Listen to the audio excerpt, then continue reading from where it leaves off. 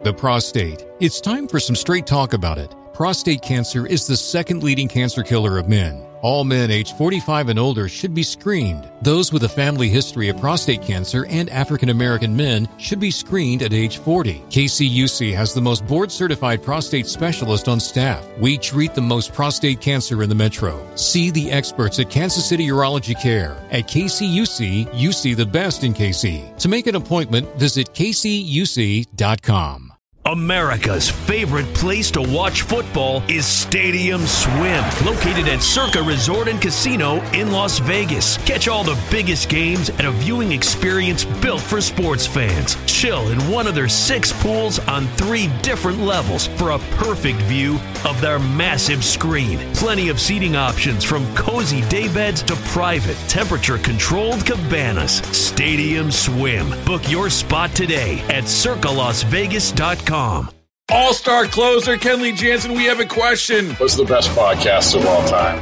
Baseball isn't boring, baby. I'm Rob Bradford, and every single day I'm sitting down with the biggest names to show you this great game is the greatest game. It's my podcast. It's my passion. It's a cause I started more than 2 years ago and is now the most prolific national daily baseball pod there is. Another fact, so jump aboard the BIB Express. Follow and listen to Baseball Isn't Boring, presented by Wasabi Hot Cloud Storage on the free Odyssey app or wherever you get your podcasts. Camp is around the corner. I mean, I know we're all really excited to get it going. I think where my mindset is with camp this year is this window is getting smaller and smaller and smaller with the guys that we've come to know the past 5, 6, 7 years. You know, just Kittle's getting older. Williams is getting older. There's been changes on the D-line. McCaffrey's not going to play forever, right? You got to start finding new people. And I feel like there's guys this year, they're going to need him to be part of this next window. And that's going to kind of be what I have my eyes on in this camp, is not only the Ricky Pearsalls and the Dominic Pooneys and Garendo and guys like that, but also some of these undrafted free agents that they've signed. And I talked about this with Larry Krueger recently too. The Niners are so good at this, at bringing these undrafted guys, and guys like Evan Anderson at the D-line. Drake Nugent is someone I think who could be a future center. Cody Schrader, we've seen them bring these running backs in from everywhere. I guess where are your eyes right now in training camp? Are there certain players you're looking at out of these young guys, certain spots? Where are you guys at with this right now? My favorite thing going to camp is to see the rotations, who works with the 1s, the 2s, what spots they're at. And I feel like right now, man, there are so many like Ricky Pearsall, obviously, you know, he's on NFI. Where is he going to be lining up at? Mm-hmm. Is he the X? Is he the Z? Is he behind Debo? Is he the slot? Like all that stuff. You throw the same thing out there with Jacob Cowling or Tatum Bethune. Is he in role for the Sam linebacker spot? Or is that going to be DFF versus D Winter? Like there's a lot of the 49ers returned almost the majority of their roster. Yeah. But due to injuries and or just players leaving, man, who's quarterback 3? Is Isaac Yadam really going to be the guy who started all of OTAs and mini camps outside? Is he going to be that number 3 and kick Demo in? Is Renardo Green even getting the number 2 nickel snaps, or is that Chase Lucas? Is Samuel Womack moved inside finally where he should be? There's a lot of intriguing storylines just about personnel and how the 40, because that tells us what their future plan is and their red shirt philosophy that they always do. Yeah. And yeah, what go ahead. Oh, go ahead, Brian. I was going to say, speaking of Yadam, one of the things that I think is interesting is that question, right? Is Yadam going to be on the outside? Are they going to kick Demo inside?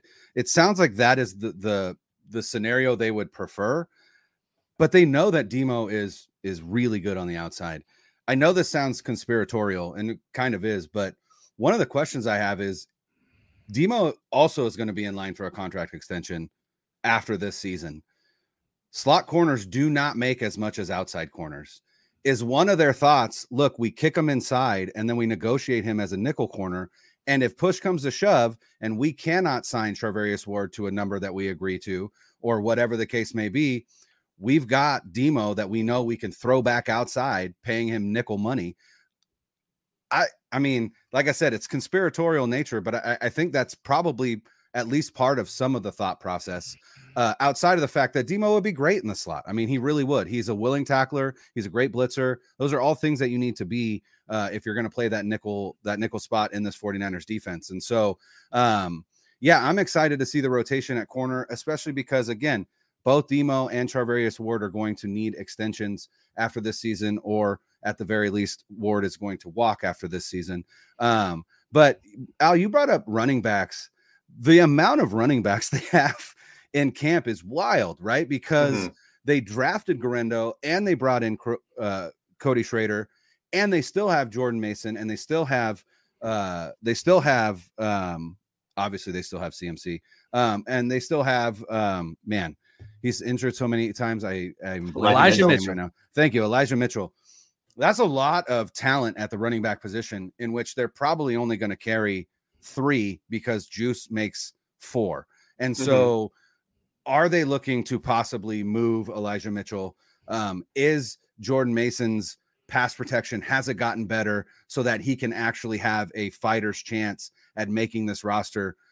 Or is Garendo or Schrader going to show, hey, not only can I pass protect, but I, especially Schrader is not going to blow you away with his athleticism in any stretch of the imagination. But what he did in the SEC, you don't do if you're not talented, right? Like, sure. It just is what it is. He's a guy that really understands the outside zone, which is the scheme that they run, and is really good at running it. His vision is elite.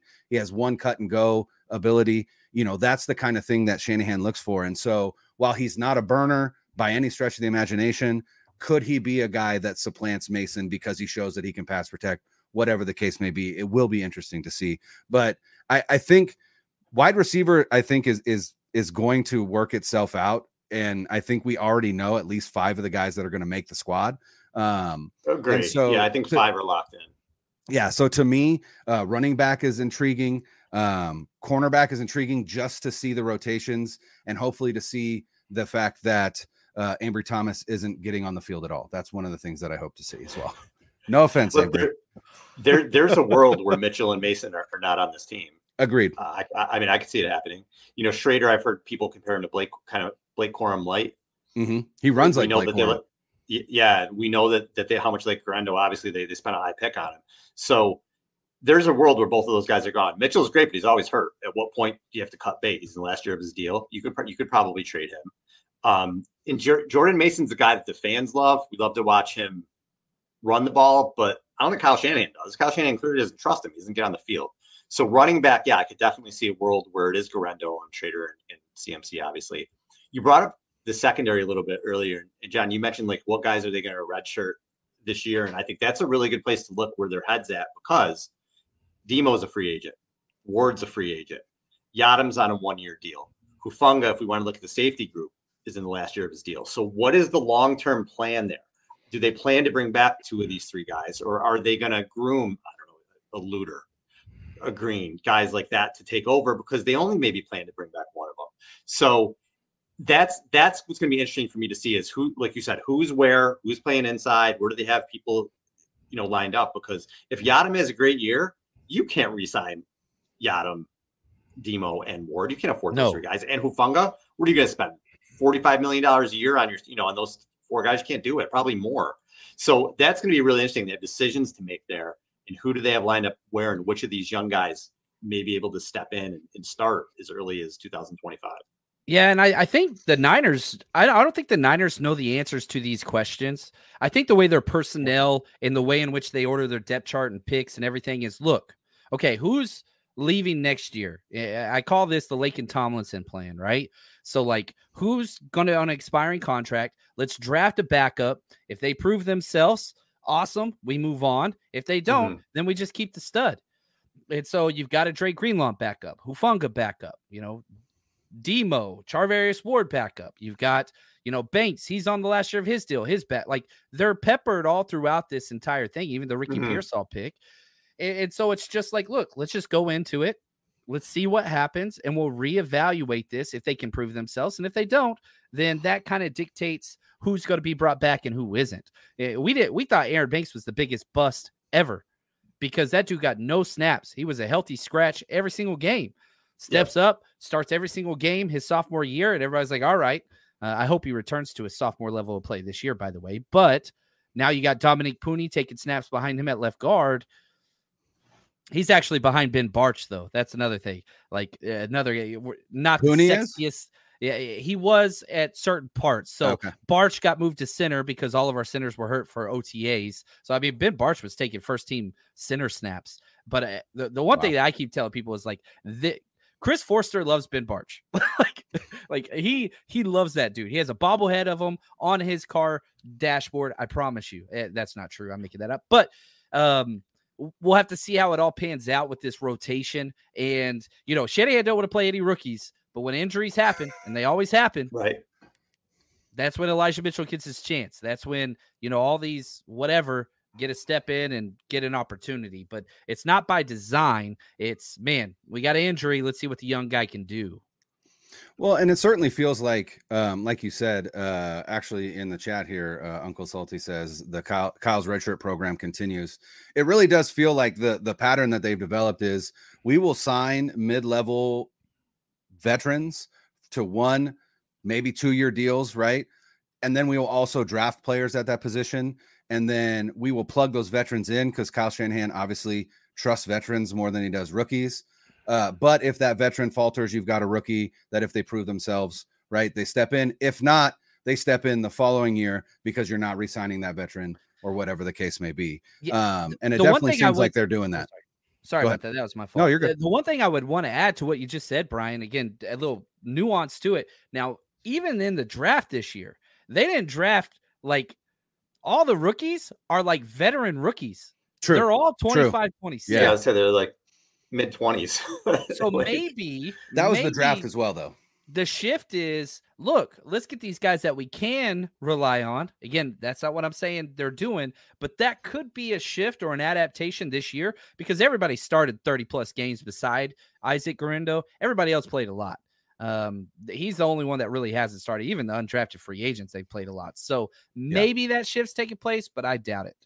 I think that was to me, that was a perfect storm of what they were looking for, which was experience in college. That's the Brock Purdy effect, right? Like, hey, Brock is the way that he is because he started, however many games in a Power 5 conference, but it was also the draft, right? This is the last COVID draft. A lot of these guys, were COVID guys, right? So they're coming out at 24, 25 because of those COVID years. We're not going to see that again. We're not going to see as many 24 or 25-year-olds, but we may have seen a shift in draft strategy after the success of Brock Purdy to say, look, we drafted Trey Lance, the poster child of not enough experience.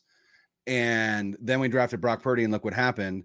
Let's start applying that philosophy to other positions besides quarterback. And I think we kind of saw that this draft. And so I'm wondering if it's both, right? It's a change in philosophy and the COVID draft, or it's a change in philosophy, and we'll see it again next year when they have a bunch of rookies that are 22, 23, 24.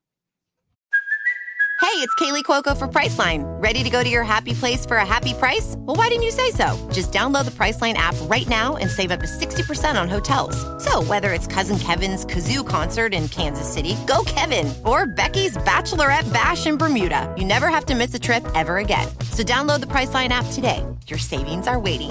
Go to your happy place for a happy price. Go to your happy price, Priceline. I think for me too, the biggest concern right now to me is the defensive line. And they revamped it. So they were concerned about what they saw last year. And they revamped with new guys this year to bring in. And when I look at the defensive line, I mean, since this regime came in, they have built this team around the defensive line, right? That has been a priority. With their first pick, Solomon Thomas, right? We're going to build around the defensive line, and that's what they've done. When I look at this year's defensive line, you have Nick Bosa. Nick Bosa is an absolute stud, right? Javon Hargrave, to me, I don't know if I brought this up with you, that Chapman. I'm interested to hear your thoughts on him if I get through with this. Is he didn't have his best year last year. He's in his early 30s. Is he declining? Is he still Javon Hargrave? We already know he's not a good run defender. Then you have Malik Collins, which is a signing I love. But again, it's a short-term thing. He's pushing 30 years old. Leonard Floyd is likely just going to play on passing downs, again, early 30s. And then you have guys like Gross Matos, who I think is going to play a huge role this year, but completely unknown. Jordan Elliott, all over the place with the Browns. Kevin Givens, Drake Jackson, Kalia Davis, these are just kind of guys. That's why I brought up Evan Anderson, to somebody like that step up. I'm worried. The run defense wasn't good last year. I don't know it's going to be any bit better this year, especially if you don't have Drake Greenlaw back there to start the season. That's my worry there. Is Chris Kosirk going to work his magic? Are we going to find some Ameni Hughes out of this group and guys that we didn't expect? Or are we going to be in November again like, holy shit, this is a problem? So number one, Hargrave, I'm with you. I would argue he had the worst playoff and Super Bowl contribution of any player on the 49ers roster. He was abysmal. He was terrible. And he played against not one, but two backup left guards in the NFC playoffs and got toasted by both of them. Both those same guys, Javon Kinlaw, rolled over and dominated. And you even have Hargrave coming out saying, I got to be in better shape. So the age is rough. And you talked about run defense, right? So Javon Hargrave finished with a 51.4 Pro Football Focus grade against the run, which is not good. That's the highest of every single defensive tackle the 49ers have on their team. It's not good. Now, what they did to combat that is all the defensive ends they brought in, great versus the run.